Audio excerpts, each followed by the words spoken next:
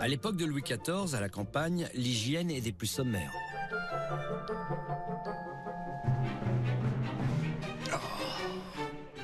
Mais Mac, qu'est-ce que vous faites? Il n'y a pas de cabinet dans ces fermes, je vous rappelle, Marjolaine. On fait où on peut. C'est ça la vie quotidienne des Français au temps de Louis XIV. Non, mais quel inconfort. Et vous allez voir qu'à tous les niveaux de la société, hygiène et médecine sont très loin de nos standards actuels.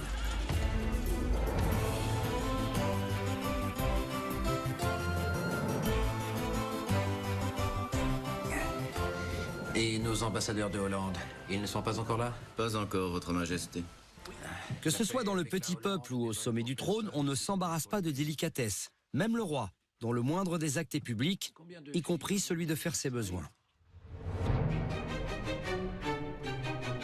Imaginez un monde sans toilette, sans eau courante et sans égout. La France sous Louis XIV, c'est ça. De la plus humble chaumière de paysans au plus moderne des châteaux, on se soulage là où l'on peut, c'est-à-dire un peu partout.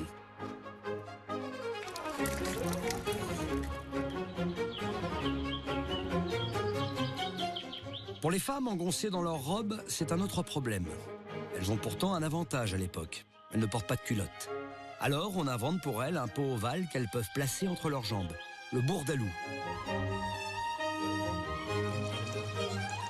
Dans les habitations, il n'y a pas de toilette ni de tout à l'égout, mais des pots de chambre que l'on transporte de pièce en pièce. Ils sont vidés dans les fossés et en ville, dans les rues où les excréments se mêlent aux autres déchets. C'est vrai qu'il y a une certaine forme de saleté, une saleté dans les rues des villes notamment. Les rues, c'est là où on va trouver des cadavres d'animaux, on va trouver des épluchures, on va trouver des besoins. Enfin voilà, donc ça va être assez sale, hein, oui, en effet. Même à Versailles, dans ce château de type moderne, eh bien, il n'a pas encore de système d'égout. En fait, il y a des latrines, c'est-à-dire des planches de bois avec un trou qui sont généralement placées au-dessus de grandes caves voûtées. C'est ces grandes fosses d'aisance qui permettent de recueillir les déjections. Et donc, il y a un problème d'odeur avec des remontées souvent très fortes en été. Nos toilettes modernes sont donc totalement inconnues. Et il en va de même pour les salles de bain. D'abord parce que l'eau courante n'équipe pas les maisons et ensuite parce que les Français pensent que se laver est mauvais pour la santé. Nous voici au château de Vaux-le-Vicomte, construit au début du règne de Louis XIV par son premier ministre des Finances, Fouquet. Mac Lesguy endosse cette fois la tenue d'un gentilhomme. Il va faire sa toilette du matin, comme on la faisait à l'époque, en suivant les conseils de notre historienne Marjolaine Boutet. Vous allez imbiber délicatement ce linge bien blanc. Vous allez vous tapoter très délicatement pour ne pas faire rentrer les maladies. Comme ça. Le visage très délicatement. On se méfiait de l'eau à l'époque. Effectivement, l'eau dilatait les pores et on pensait que les maladies pénétraient dans le corps par ces pores dilatés. Voilà pourquoi on évite les bains. Soupçonné de transmettre les maladies vénériennes et même de diminuer la vigueur sexuelle. C'est pourquoi la toilette était le plus souvent sèche, c'est-à-dire qu'on frottait notamment les parties les plus visibles, les mains et le visage avec un linge humide. Et on croit aussi à l'époque que la crasse protège, fait une enveloppe sur la peau pour protéger des agressions extérieures. Et en ce qui concerne les cheveux, donc évidemment, j'imagine, il n'y a pas de shampoing. Comment on fait? Là non plus, pas de shampoing, pas d'eau sur les cheveux. Oh mon Dieu. La brosse. D'accord. Et puis, éventuellement, un peu de poudre pour enlever l'excès de graisse que vous pourriez avoir sur les cheveux. Oh, c'est totalement horrible. Bon, mais je vois ce qu'il me reste à faire. Hop. Voilà. À la mode du 17e, je suis propre. Mais une chose est sûre, je ne vais pas sentir bon. Non. Alors, vous êtes propre parce que votre chemise est propre et blanche. Et puis, vous allez vous inonder de parfum. Parce que, là aussi, au 17e, on pense que les bonnes odeurs chassent les mauvaises et les mauvaises odeurs apportent les maladies. Donc, on va vraiment cocoter. On fait en quelque sorte un bouclier de parfum pour empêcher les miasmes, ces véhicules inconnus maladies, d'arriver jusqu'à nous. Plus on cocotte, plus on a de chances de rester en bonne santé. Ça montre bien qu'on ne connaît aucun des principes de base de l'hygiène. On ne soupçonne pas l'existence des microbes. Et donc on est vraiment dégueulasse. Si les nobles se lavent le moins possible, les paysans, eux, ont recours aux grands moyens quand le temps le permet. Quant aux vêtements, ils ne sont lavés que 2 fois par an, car il s'agit d'une opération longue et pénible. Elle prend 3 journées entières. Marjolaine, donc on se lave peu ou pas du tout à l'époque de Louis XIV, donc ça veut dire que on est sale. Ils ont en général 2 chemises qu'ils lavent 2 fois par an, au printemps et en automne. Et vous allez voir que c'est un processus très lent qui explique qu'on ne fasse pas ça toutes les semaines. Alors là, qu'est-ce que vous êtes en train de faire exactement?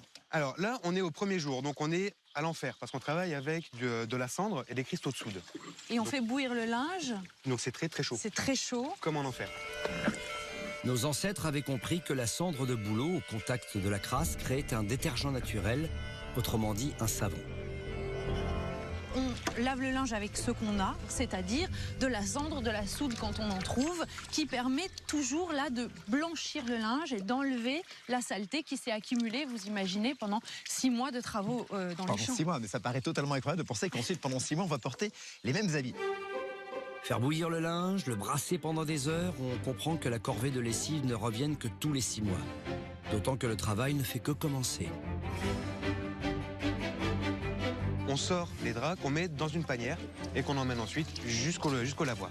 Allez-y Mac, je vous en prie. Je veux bien, pas raison que ce soit les femmes qui fassent tout le boulot.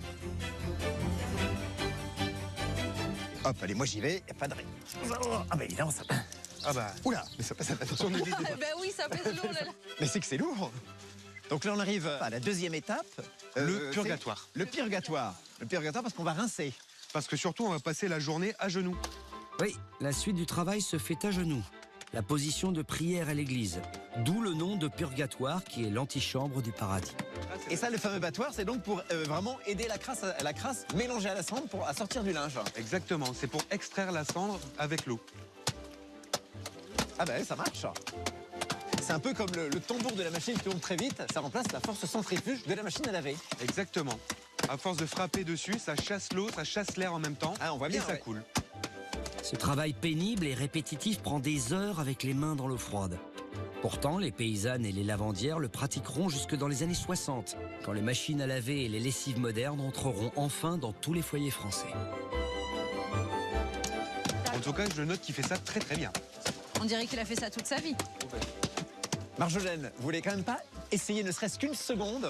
Ah, pour apprécier Pour comprendre. davantage ma machine à laver. Exactement, voir ce qu'on a gagné en confort avec la machine à laver. Allez. Ah non mais faut y aller beaucoup plus fort, hein. Voilà. Dernière étape de ce cycle de 3 jours de travail, le séchage. Les draps et les vêtements sont étendus en pleine nature, sur des haies ou sur l'herbe. À ce moment-là, la campagne se couvre de linge blanc. Ça devait être un spectacle assez fascinant. Ça va être assez spectaculaire, effectivement.